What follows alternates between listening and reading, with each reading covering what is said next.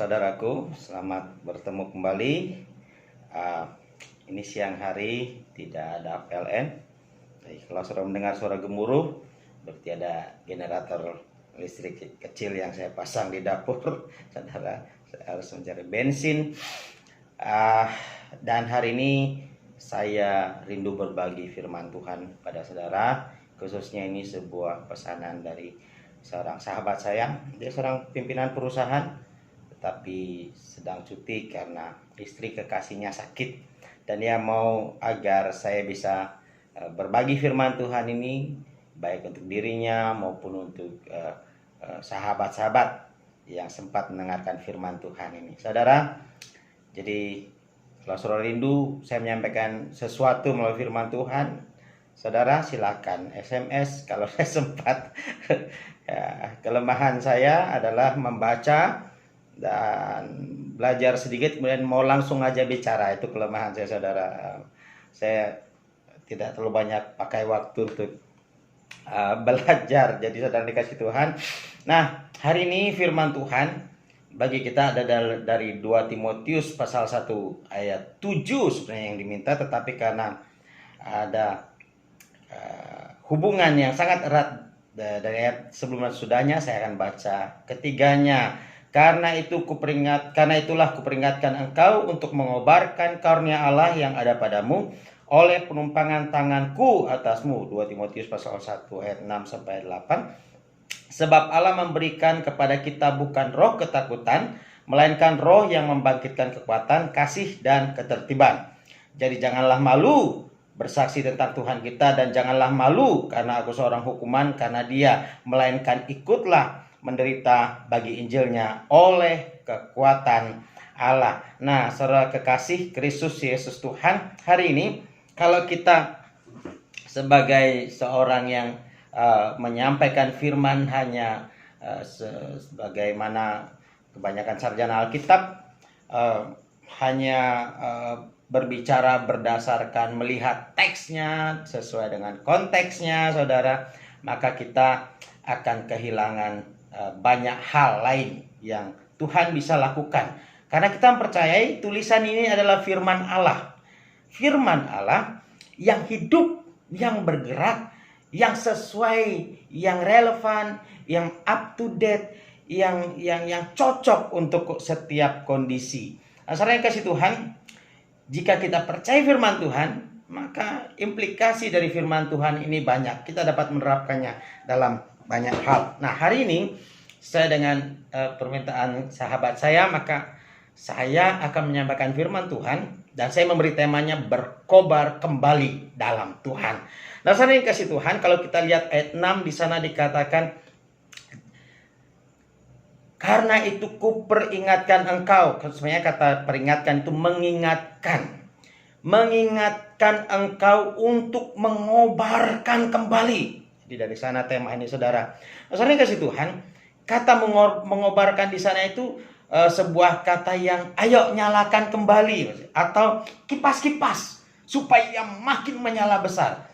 Ini bukan berarti karena dalam kata Yunani ini bukanlah sesuatu yang dulu berkobar sekarang tidak berkobar, bukan. Tetapi ini adalah sebuah perintah, sebuah arahan dari Paulus sebagai ayah rohani bagi Timotius untuk terus menerus mengobarkan, jangan berhenti. Maksudnya Timotius sedang berkobar, dan karena ada berbagai problem tekanan yang terjadi akhir-akhir ini pada saat penulisan ini, Timotius kemungkinan bisa saja redup atau padam. Jadi Paulus berkata, ayo kipas lagi baranya. Saudara, seperti tukang sate yang mengipas-kipas baranya supaya apinya tetap menyala. Nah, saudara, berkobar. Iman yang hidup, yang tidak dingin. Saudara yang dikasih Tuhan, mari berkobar kembali dalam Tuhan. Saudara yang dikasih Tuhan, melalui firman Tuhan ini, saya mau mengajarkan kita satu hal yang sederhana. Bagaimanakah supaya iman kita itu dapat berkobar kembali? Mungkin saudara yang dikasih Tuhan, bisa saja saudara tidak seperti Timotius atau sedang dalam keadaan seperti Timotius. Mungkin Anda sudah lama padam. Mungkin api saudara, semangat saudara dalam kasih kepada Tuhan sudah mulai redup nyalanya. Mungkin baranya sudah mulai menghitam, saudara, hanya tersisa sedikit apinya. Maka saudara dikasih Tuhan, hari ini saya membawa saudara mengerti sebuah hal yang Paulus sedang katakan. Kita harus berkobar. Nah, bagaimana caranya supaya saya tetap berkobar? Kipas. Dan ada satu awasan. Bagaimana supaya kobaran api saya tidak padam? Saudara, dalam kehidupan kita, kita harus jujur bahwa banyak hal yang bisa memadamkan kobaran api kasih kita, iman kita kepada Tuhan, dan kesetiaan kita terhadap Injil. Ada banyak hal, saudara. Banyak hamba-hamba Tuhan yang undur dari pelayanan. Ada banyak orang-orang yang dulu setia sekarang sudah tidak. Dan bahkan dalam zaman Paulus ada banyak sekali muridnya, teman sepelayanannya yang akhirnya mencintai dunia ini, meninggalkan Injil. Saudara dikasih Tuhan, melalui firman Tuhan ini Paulus mengatakan kita ada dua hal sederhana. Bagaimana supaya kita tetap berkobar dan api kita tidak padam. Yang pertama itu di ayat yang ke-7 dikatakan di sana, sebab Allah memberikan kepada kita bukan roh ketakutan, melainkan roh yang membangkitkan kekuatan, kasih dan ketertiban. Sederhananya saudara dikasih Tuhan, walaupun ini sebuah kata yang bersifat negatif. Yang pertama, supaya kita tetap berkobar atau kita berkobar kembali dalam Tuhan dan bagi Injil kerajaannya dalam iman kita. Yang pertama, jangan takut, saudara. Jangan takut. Jangan biarkan apapun membuat iman kita takut dan akhirnya memadamkan iman kita. Ketakutan, saudara, berasal dari teror si jahat. Iblis yang menebarkan teror kepada saudara. Jangan biarkan saudara kita termakan sugesti ketakutan. Saudara, iblis selalu memberi sugesti, saudara, sehingga ketika kita mempercayainya, ia menguasai kita. Dalam apapun, saudara, saya pernah mengajar okultisme. Saudara kasih Tuhan, pertama iblis memberi sugesti. Melalui mimpi mungkin, melalui tanda-tanda yang kita lihat, melalui tahyul, kepercayaan nenek moyang. Akhirnya apa? Kita mempercayainya dan iblis mengerjakannya. Dan akhirnya apa? Kita tanpa sadar beralih iman kepada si jahat, bukan kepada Tuhan. Keyakinan kita sekarang bukan lagi pada Yesus Kristus yang memberi, tetapi kepada saya. Dari mana kita melihatnya? Saudara, perhatikan kata-kata itu dengan baik. Sebab Allah memberikan kepada kita bukan roh ketakutan. Artinya apa? Berarti Allah tidak memberinya pada kita. Artinya ini Bapak saudara, ini berasal dari iblis. Ketakutan selalu berasal dari si jahat. Si jahat memberi ketakutan, meneror dan sebagainya, sampai kita menyerah seperti ia meneror Sadrak, Mesak dan Abednego dan api yang menyala-nyala. Dan Sadrak, Mesak, Abednego mengabaikannya dan berkata, kalau Tuhan tolong kami, jangan tolong. Kalau enggak, kami tidak akan sembah. Saudara dikasih Tuhan, diperlukan iman yang memadamkan ketakutan, saudara, dan menyalakan iman kita lebih besar lagi. Yang kedua, Allah tidak memberi berarti kita belum mendapatnya dari Tuhan. Hal-hal yang baik dari Tuhan. Kita belum mendapatkan kekuatan, kasih dan ketertiban dari Tuhan. Karena Anda mungkin belum menerima Dia sebagai Tuhan dan Yesus sebagai Tuhan dan Juru Selamat Anda. Karena semua hal baik berasal dari Tuhan, maka Ia tidak akan memberikan hal jahat semisal ketakutan. Nah, kalau saudara tidak mendapat sesuatu yang baik, berarti mungkin saja saudara belum terima Yesus sebagai Tuhan dan Juru Selamat. Atau Anda mungkin belum bertumbuh. Anda masih bayi secara rohani, membutuhkan ketelatenan, mengurus dengan tidak seperti orang dewasa, masih memerlukan hal-hal yang lunak dan sebagainya. Saudara dikasih Tuhan, ketika Timotius datang ke Korintus, kalau saudara membaca 1 Korintus pasal 16 ayat 10 dan 11, di sana dikatakannya kepada jemaat Korintus dan pada para penatua di sana, usahakan kalau Timotius datang kepadamu, dia tidak takut, tanpa takut, afobos. Dia tidak tertekan. Kalian tidak karena apa? Karena kalian memandang dia rendah. Akhirnya dia terintimidasi. Saudara, sebenarnya kata ketakutan di sana berasal dari kata timidity. Spirit of timidity. Orang-orang yang merasa rendah diri, orang-orang yang merasa tertekan, terintimidasi, saudara. Hidup kita hari ini, saudara, dipenuhi intimidasi di kiri kanan. Lainlah COVID-19, lainlah tekanan-tekanan orang yang membenci Kristus dan Injilnya, lainlah tekanan orang-orang yang membenci kita di tempat kerja, dan sebagainya, saudara. Firman Tuhan katakan, jangan biarkan dirimu terintimidasi. Dan sebagai orang Kristen, kita jangan saling mengintimidasi, sehingga orang-orang menjadi tidak free dalam kehidupannya. Saudara, orang-orang takut berarti orang-orang yang terbelenggu, captive, tertawan. Itu sebabnya, saudara, Yesus berkata kita seharusnya saling mengasihi, bukan saling mengintimidasi, mengintip-intip kehidupan orang, menjelek-jelekan, menjatuhkan dia. Saudara kekasih Kristus, banyak kita sebagai orang Kristen hidup terintimidasi. Kita merasa rendah diri. Mungkin Tuhan tidak mengasihi saya. Saya kan jarang ke gereja. Saya kan belum sungguh-sungguh mencari Tuhan. Saya kan tidak layak. Saya kan penuh dosa. Saya kan tidak ada apa-apanya. Saya siapa? Tuhan mungkin tidak dengar doa saya. Saudara yang dikasihi oleh Kristus, Allah tidak memberikan roh rendah diri. Saudara-saudara, Allah tidak memberi hal-hal yang membuat Anda tertekan. Iblis yang menekan, saudara. Baik melalui situasi, orang-orang di sekeliling Anda, orang-orang yang mengatai Anda. Bahkan orang mencap saudara sehingga saudara merasa, ya seperti itulah saya.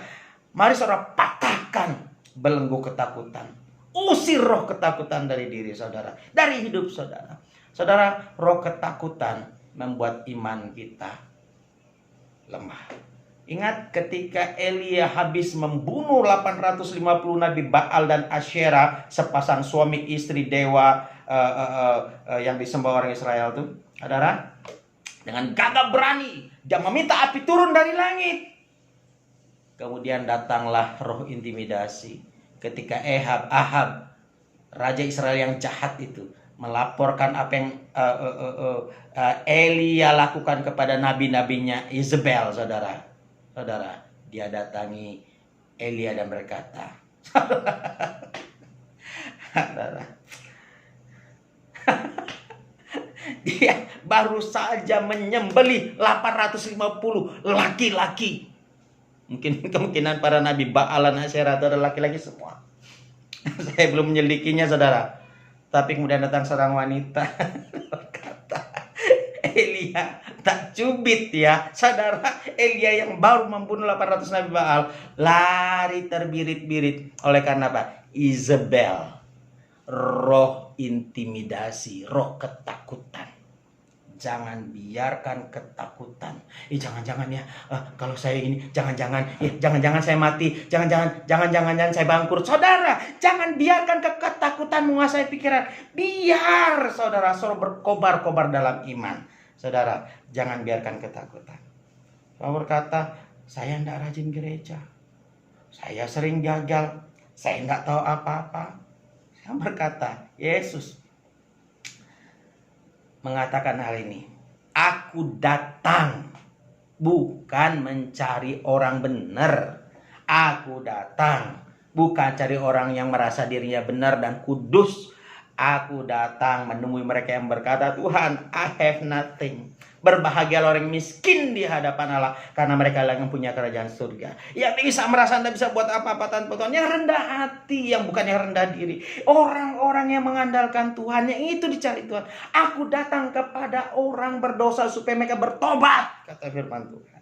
Kalau ini saudara berkata dengan takutnya, yang rendah diri, saya tidak diperhatikan, saya mungkin tidak dipedulikan karena saya tidak peduli Tuhan. Saya memberitahu, firman Tuhan ingatkan kita, jika kita tidak setia, ia tetap setia, kata Ibrani. Karena apa? Karena Yesus tidak dapat menyangkal dirinya. Dia yang penuh kasih. Saudara kasih Tuhan, ada suatu anonim klasik yang berkata begini, Allah hanya memakai orang gagal. Saudara percaya itu? Allah hanya pakai orang gagal. Kenapa, saudara? Karena hanya itu yang ada di dunia. Semua kita gagal. Saudara baca tentang Abraham, bapak orang beriman. Berapa kali ia gagal. Karena takutnya kepada raja Raja Mesir dan siapa lagi? Raja apalah. Akhirnya dia katakan pada istrinya, nanti kalau mereka tanya kamu siapa? Kamu ini cantik sekali. Kalau mereka tanya kamu siapa? Bilang aku ini saudaramu supaya aku tidak dibunuh karena engkau. Saudara yang dikasih oleh Tuhan, iman ketakutan menghancurkan iman sang bapak orang beriman. Saudara, semua orang gagal. Jadi Tuhan mau pakai siapa di dunia ini kalau bukan Anda, saudara? Saya gagal. Tetapi ketika saya datang merendahkan di hadapan Tuhan, Tuhan aku udah gagal. Aduh Tuhan, ampuni aku. Tuhan mengampuni aku, memeluk aku, dan bawa saya berjalan kembali. Ini kan juga Tuhan lakukan pada saudara. Allah selalu membuat kejutan. Allah selalu membuat sesuatu yang hebat dalam kehidupan yang tidak pernah sanggup kita tebak, saudara. Kemana arahnya, kemana jalannya. Kita hanya mempercayai Dia. Hari ini kau takut, saudara, dikasih oleh Tuhan. Mari tetap percaya kepada Dia. Ia tidak meninggalkan engkau. Nah, selama masih ada kesempatan, Dia akan terus mengejar engkau. Saudara, saudara merasa gagal hari ini dalam kehidupan? Ingat, Allah hanya pakai orang-orang gagal. Kuatkan hati, kobarkan semangatmu. Seperti yang terjadi pada seorang anak saudara. Satu hari Glenn dapat tugas untuk menyalakan api, saudara, tungku pemanas di kelas mereka yang masih dengan gaya kuno, gaya lama, saudara. Ketika dia dapat piket, dia menyalakannya. Itu adalah tungku api batu bara. Ia menuangkan minyak. Tanpa disadari ada satu orang usil yang telah mengganti minyak tanah dengan bensin. Jadi saudara, ketika dia menuang bensin itu, saudara, dan menyalakan api, bayangkan saudara, saudara ngerti gimana api menyambar bensin itu. Terjadi ledakan di sana, kemudian menyambar sisa bensin yang ada di jerigen dan menyambar Glenn dan kakaknya, saudara. Mereka dilarikan ke rumah sakit dan kemudian dokter menyerah dan berkata, selama-lamanya Glenn akan cacat. Dia tidak akan bisa berjalan. Maminya membeli sebuah kursi roda dan berpikir bahwa Glenn akan berada di kursi roda selamanya. Mamanya lihat Glenn sering menangis. Dan si Glenn kecil berkata, dia umur 5 tahun, saudara, bayangkan. Terbakar tungkainya, saudara, habis terbakar betisnya. Ada yang dikasih Tuhan. Tapi Glenn melihat maminya dan berkata, Mami, Glenn akan jalan lagi. Dan Glenn akan berlari lebih cepat dari siapapun. Kalau saudara orang tua yang normal, saudara justru akan tambah nangis mendengar pernyataan. Tapi Glenn serius dengan perkataannya. Dia bangkit dari tidurnya, tertati-tati, keluar rumah, naik ke kursi roda, saudara. Kemudian dia ambil bekas bajak, saudara. Bajak untuk bajak sawah yang sudah tidak kepake, itu dipakainya untuk belajar berjalan. Dia jatuh. Maminya mengintip dari gorden tirai jendela, saudara kasih Tuhan, itu dengan menangis melihat anaknya berusaha demikian. Tapi Glenn tidak menyerah, saudara dikasih Tuhan. Akhirnya suatu hari Glenn bisa jalan pelan-pelan. Lama-lama ia berjalan cepat dan kemudian dia bisa berlari. Dan dia akhirnya berlari begitu cepat sampai tidak satu orang pun sanggup mengalahkan dia pada masanya. Karena pada tahun 1936 ia memecahkan rekor lari 1 mil itu dalam 4 menit, saudara. Bayangkan, saudara bisa 1 mil 1,6 km mungkin 4 menit. Saudara, Glenn yang kecil, Glenn yang sudah tidak ada harapan menurut dokter dan orang-orang sekitarnya, tapi yang mengobarkan semangat dalam hatinya. Dia kalahkan ketakutannya, dia kalahkan rasa mengasihani dirinya, dia berjuang untuk memenangkan pertempurannya. Saudara dikasih oleh Yesus Kristus, Roma 8 ayat 15 berkata, sebab kamu tidak menerima roh perbudakan yang membuat kamu menjadi takut lagi, tetapi kamu telah menerima roh yang menjadikan kamu anak Allah. Oleh roh itu kita berseru, ya Aba, ya Bapa, ya Ayah, ya Dedi. Saudara kekasih Kristus, seperti yang saya katakan, ketakutan itu adalah roh, dan roh itu memperbudak, menawan, saudara. Jangan biarkan, karena di dalam Tuhan saudara menerima Roh Kudus yang membuat saudara percaya diri manggil ayah. Saudara memanggil Allahmu itu ayah, Dedi, Amai, apalagi Bapak. Saudara, bayangkan agama mana yang memanggil Allahnya Bapa? Bapa, saudara, Bapa hanya di dalam Yesus.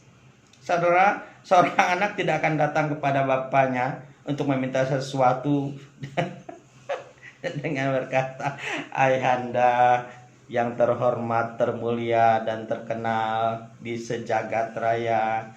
Pada saat ini, Ananda, saudara, ayahmu akan mengejarmu, kemudian membawamu kepada pendeta untuk pengusiran roh jahat, saudara."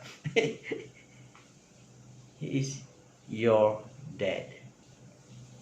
Ayahmu. Tidak ada anak yang bisa memanggil orang tua laki-lakinya ayah yang ketakutan dengan ayahnya. Apa yang paling membanggakan saya dalam perjalanan saudara ketika saya pulang? Ketika saya bertemu anak-anak dan memanggil saya Dedi. Saya merasa hidup ini sangat berarti. Saudara, Allah itu ayahmu. Hanya panggil dia. Ayahmu itu baik. Ia memberi Roh Kudus kepadamu. Roh Kudus yang dia berikan itu memberi apa, saudara? Firman Tuhan katakan tadi, ia memberikan kepada kita, membangkitkan kekuatan, kasih, dan ketertiban. Apa itu, saudara? Kekuatan itu berasal dari kata dunamis. Saudara sudah ngerti lah artinya dunamis. Kuasa, saudara. Kuasa sebagai bukti eksistensinya Tuhan Yesus. Diberikan Roh Kudus, kuasa. Karena kata itu sekarang dipakai kata-kata dinamo, saudara. Atau dinamit. Artinya apa? Kuasa ini, kekuatan ini adalah kuasa untuk membuat terobosan dalam hidup. Ketika kegelapan mengungkung saudara, ketika ketakutan menekan saudara, dengan kuasa Roh Kudus saudara menghancurkan, menerobos semua kegelapan dan keluar sebagai pemenang. Anda bisa, Anda kuat. Mari angkat kembali saudara semangatmu dan berlari dalam perjalanan yang Tuhan taruh di hadapan kita. Dia memberikan kekuatan. Kemudian dia memberikan apa juga? Agape, kasih. Ini kasih yang luar biasa saudara dikasih Tuhan. Kasih yang memberi. Kalau kasih dunia ini kasih yang egois, saudara. Tapi kalau kasih dalam Kristus, kasih memberi, saudara. Ketika ketakutan terhadap Injil, terhadap imanmu menekan engkau, saudara. Kalau engkau dipenuhi kasih agape, maka engkau tidak akan takut, saudara. Karena apa? Karena engkau kerinduan hatimu hanya memberi, memberi, memberi. Kehidupan kita, selama kita hidup, kita memberi. Tapi kalau kasih dunia egois, untuk dia takut kehilangan sesuatu. Dia takut akan dihancurkan dan dia akan kehilangan banyak hal, saudara. Itu kasih dunia. Kasih dunia menimbulkan ketakutan. Tapi kasih dalam Tuhan adalah memberi. Memberi pengampunan, memberi kasih, memberi perhatian.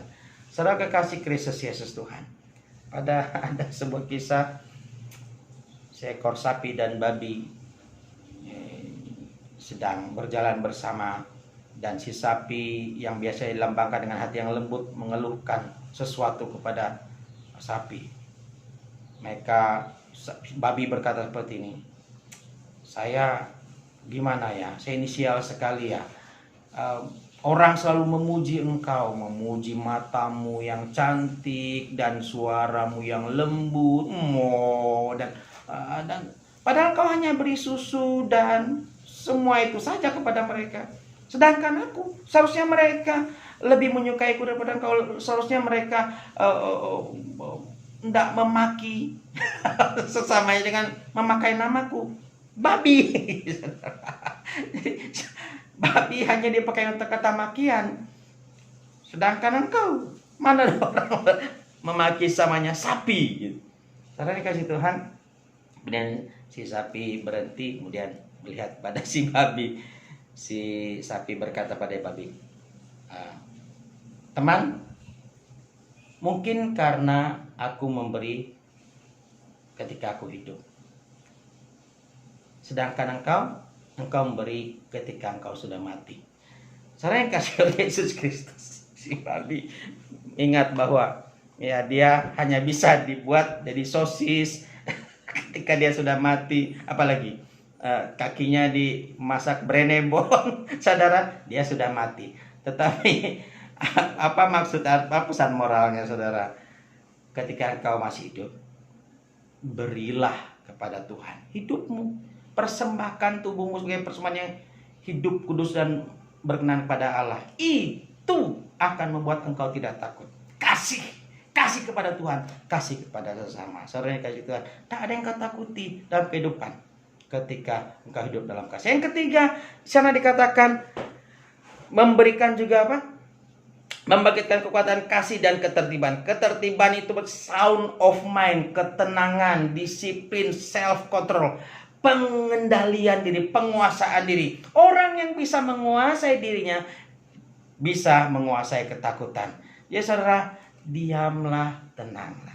Diam dan tenanglah jiwaku. Jangan biarkan jiwa saudara berkesusahan. Nah, saudara yang kedua, bagaimana supaya kita berkobar kembali dalam Tuhan? Yang kedua, yaitu jangan malu karena Injil.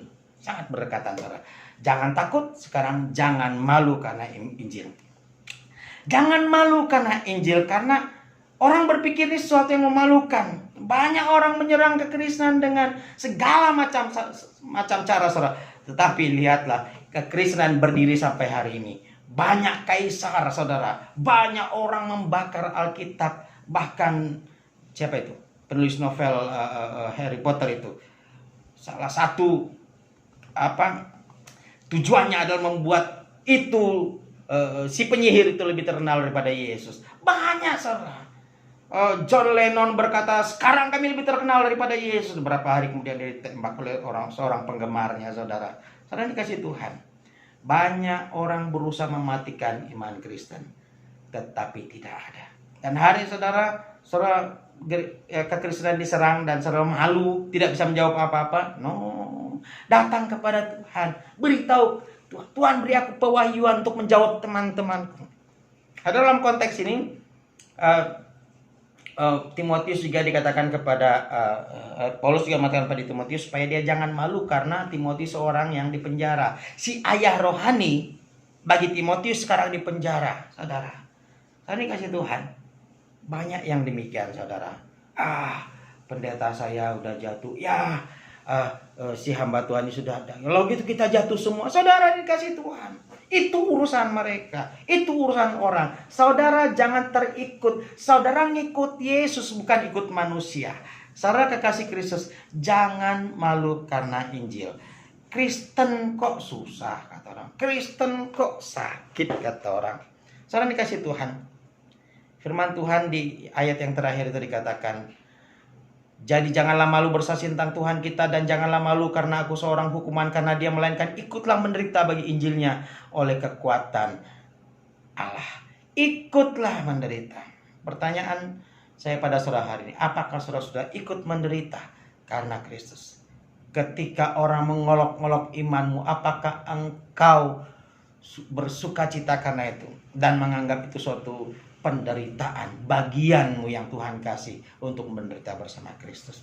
Saudara dikasih oleh Tuhan, ataukah kita menjadi gengsi memikul kesengsaraan Kristus, memikul nama Kristus?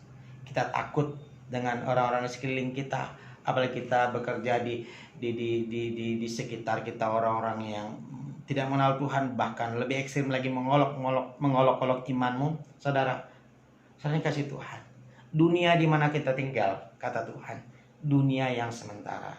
Kita hanya sementara di dunia ini, 70 tahun, 80 tahun kalau kita kuat. Lebih daripada itu penderitaan aja kebanggaannya. Itu sebabnya saudara ingat, dunia ini adalah tempat perantauan kita saja. Hanya setetes air dalam lautan kekekalan saja hidup kita. Ini hanya sementara saja, saudara, kita ada. Tetapi kesementaraan ini mengerjakan kekekalan, saudara. Itu sebabnya saudara jangan malu karena Kristus. Saudara yang kekasih oleh Tuhan, dunia ini, kata Kristus, tidak ada tempat untuk membaringkan kepala kita. Dunia selalu menolak. Dunia yang berada di bawah kuasa sejati menolak, saudara. Menolak orang-orang yang percaya pada Yesus. Karena apa? Dunia ini bukan rumah kita. Saudara, saya menutup firman Tuhan yang sederhana dengan sebuah kisah tentang seorang penginjil yang menghabiskan seumur hidupnya menginjil di Afrika. Saudara, 40-an tahun saudara menjadi penginjil misionaris di Afrika. Hamba Tuhan bernama Henry C. Morrison, saudara. Nah, ketika mereka sudah pensiun, mereka kembali pulang ke negaranya, ke Amerika. Mereka naik kapal, saudara. Tahu saudara, di dalam kapal itu rupanya ada presiden yang sangat terkenal, Theodore Roosevelt, Teddy Roosevelt. Saudara dikasih Tuhan, presiden yang hebat dan dikagumi, sang pemimpin yang luar biasa, karismanya. Saudara dikasih Tuhan, dan si penginjil menumpang di kapal yang sama. Sampai di New York, saudara, presiden hanya pergi berburu di Afrika. Pergi berburu, saudara, di Afrika. Dia pergi berburu dan pulang sampai di New York, disambut dengan gegap gempita. Orkestra, orang mengeluh-ngeluhkan dia, wali kota hadir, kendaraan disiapkan, surat kabar memberitakan kedatangan pulangnya presiden dari berburu. Tapi saudara dikasih Tuhan, sepasang misionaris yang telah memberi dirinya untuk Tuhan, diam-diam menyelinap mencari taksi sendiri dan mendapat sebuah apartemen murah untuk masa tua mereka. Tidak ada uang pensiun, tidak ada harta, dan menyedihkan dan getir. Saudara yang dikasih Tuhan, penginjil kita ini Henry C. Morrison mengeluh. Dia ngomel. Kenapa presiden yang hanya pergi berburu disambut meriah dan kita tidak mendapat hal yang sama? Tidak ada seorang pun yang menyambut kita. Saudara kasih Kristus, istrinya berkata, kenapa Anda berdoa? Berdoalah kepada Kristus, Tuhanmu, Tuhan kita. Nah, saudara, berapa waktu kemudian Morrison keluar dari kamarnya, dia berdoa, tapi sekarang wajahnya tersenyum, tidak lusuh lagi, tidak kecewa lagi. Istrinya heran, kok apa yang terjadi? Kemudian Morrison menjawab, Yesus memegang bahuku dan berkata, Henry, kamu belum sampai di rumah.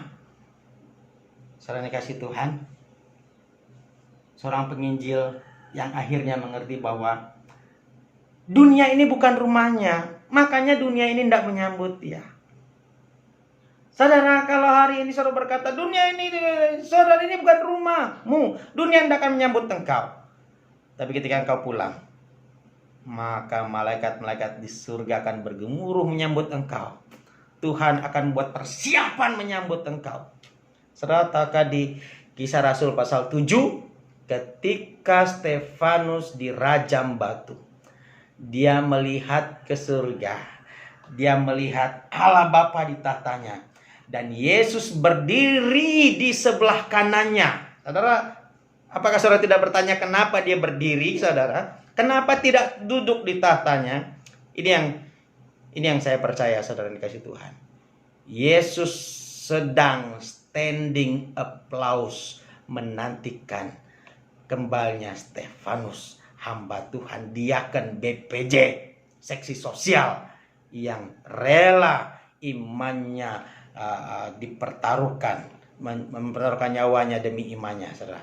Yesus standing applause, welcome, menanti dia pulang ke surga. Saudara, hari ini saudara dalam keadaan merasa tertekan, sedih, kecewa, imanmu mulai padam, kau merasa bahwa engkau sendirian, engkau kesakitan, engkau berkubang dalam keadaan yang menyedihkan. Saya mau beritahu pada saudara, ini bukan rumahmu, tapi engkau masih sanggup memenangkan pertempuran di dunia ini, dan kelak segala yang terbaik engkau akan terima di surga. Kuatlah, kuatlah, kuatlah. Arahkan pikiranmu, fokusmu, hatimu kepada Tuhan yang mengasihi engkau. Kiranya kasih karunia Allah atas saudara semua menguatkan saudara, mengobarkan kembali semangat saudara untuk melayani Tuhan, mengasihi Tuhan, dan berjuang bagi Injil Kerajaan Allah. Mungkin saudara sampai hari ini belum berbuat apa-apa bagi Injil Kerajaan Allah. Saudara, banyak penginjil-penginjil yang membutuhkan dukungan finansial dari saudara. Jika saudara terbeban, saudara bisa menghubungi kontak-kontak untuk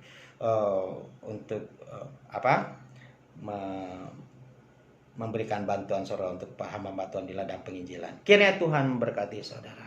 Berkat Tuhan atas saudara. Bapa, aku berdoa bagi setiap hamba-Mu yang mendengarkan firman-Mu. Di dalam nama Yesus, kiranya roh Tuhan menguatkan mereka kembali. Mengobarkan api mereka kembali. Semangat mereka kembali.